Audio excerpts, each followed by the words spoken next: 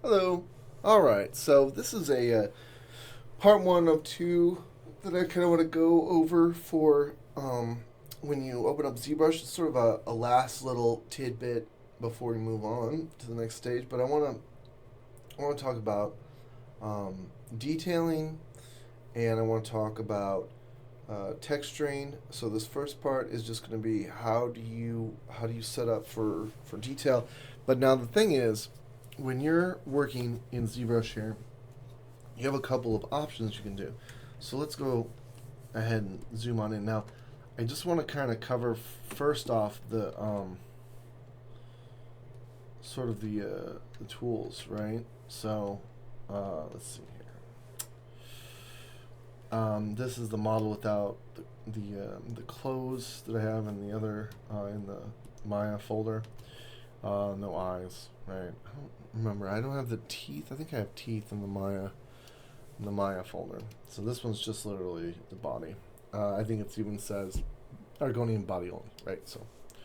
Um, so right off the bat, the first thing that you need to consider when working in ZBrush, or well, one of the things you consider at this stage, we got this model, we've got detail.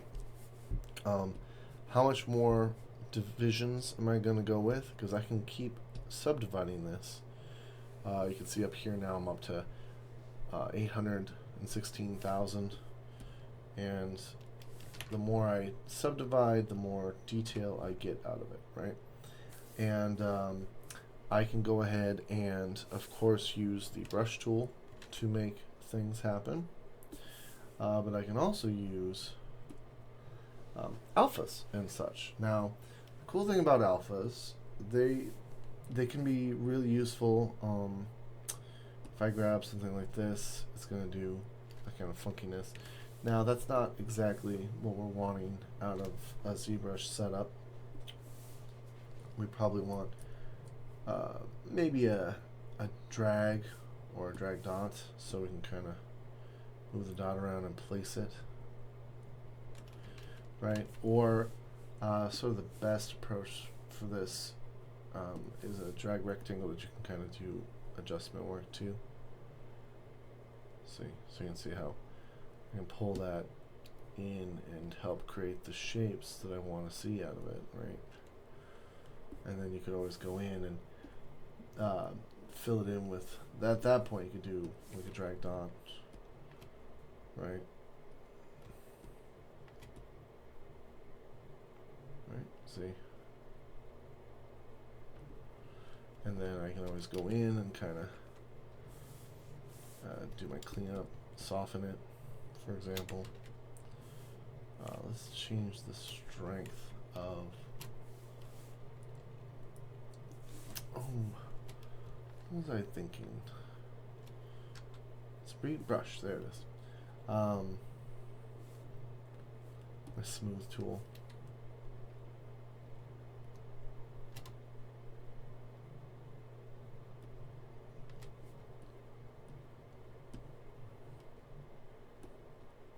Right? You can kind of control the strength of it so you can start placing these.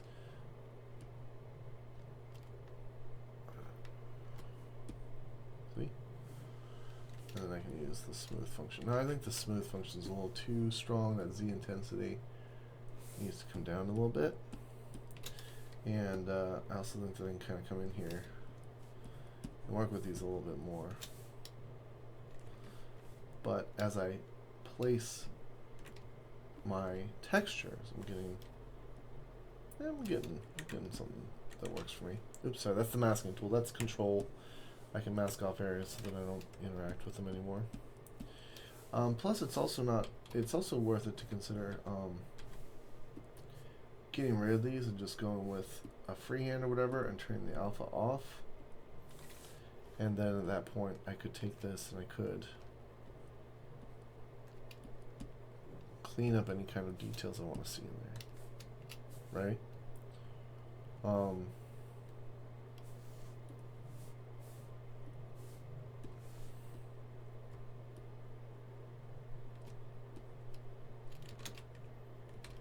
Ooh, right. You really do need to use some of these. I never found that. I never found the dots to be very useful. The drag dot is kind of nice, right? So I can kind of control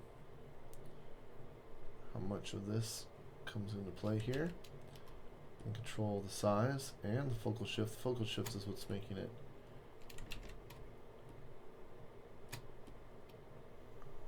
there we go. Right.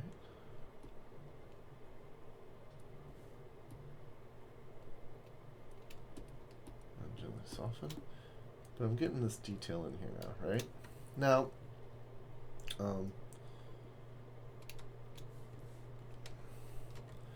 these could probably be smaller. Over here, this is a little large.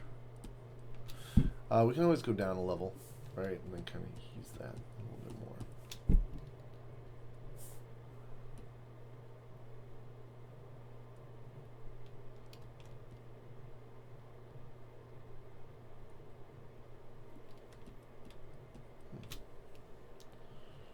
Right?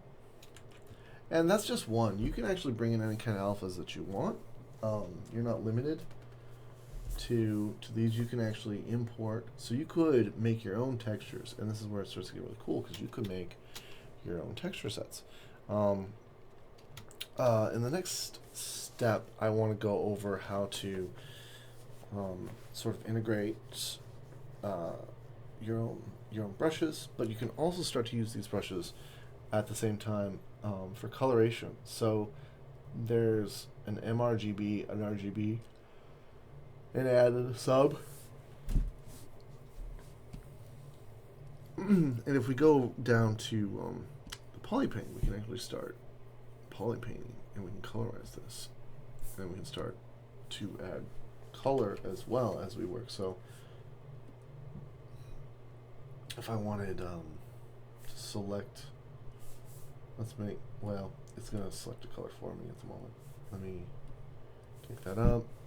Polypaint from polygroups. But if I wanted to start going green with this, for example, when I put in, look at that, I'm actually adding color as well through the brushes. So now,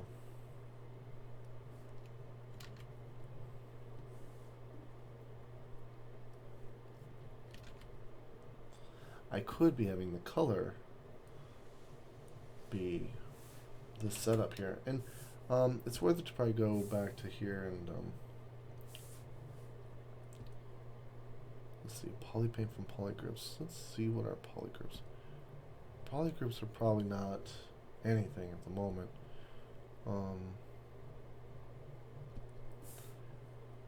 Let's see, if we go to colorize, we're not getting what we want out of it. The material could be something else. Ooh. Maybe it's a little too soft. Maybe a red clay or something like that. And then when you're coloring on it, it's still pretty dark. Well, let's try chalk, and let's change up the coloration.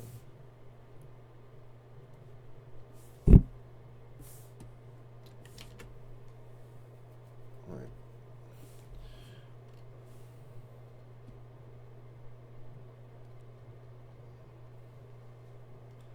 So, okay, so in the next part, I'm going to go a little more into sort of the color process.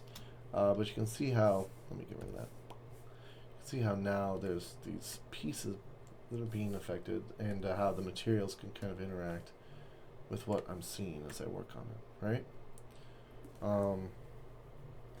So in the next step, I'll talk a little more about the coloration process, and then I want to kind of talk about how you can use sort of the brushes a little more to your advantage and save them out. So thank you.